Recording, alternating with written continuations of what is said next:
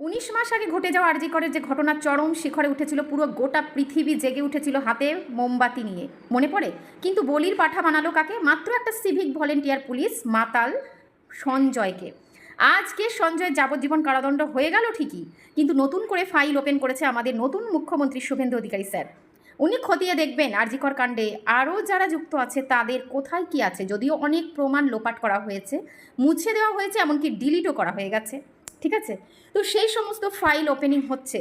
তাই তোমাদের একটা কথা বলার আছে, আজকে আমরা নারীরা আজকে নতুন স্বাধীনতা পেলাম। কেন? কারণ এতদিনে নারীরা ছিল রাত 8টার পরে বাইরে বেরোনো যাবে না। কে বলেছিল? প্রাক্তন মুখ্যমন্ত্রী মমতা বন্দ্যোপাধ্যায়। আদৌ কি উনি কথাটা ঠিক বলেছিল? একটা মাকে তার সন্তান জন্ম দিতে কতটা কষ্ট করতে হয়, এই কষ্ট আর ভাষায় প্রকাশ করা যায় না।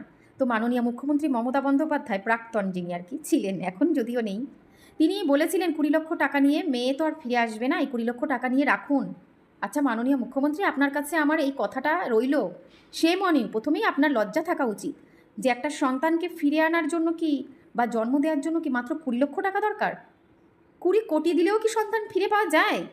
এবার আসুন, পানিহাটিতে যখন রত্নাদেবী ভোটে দাঁড়ানোর চেষ্টা করলো, তাকে কুকুর বেড়ালের মতো ছিঁড়ে খাওয়ার চেষ্টা করলো আপনারই পোষা কয়েকটা প্রাণী, আর নাম নিলাম না।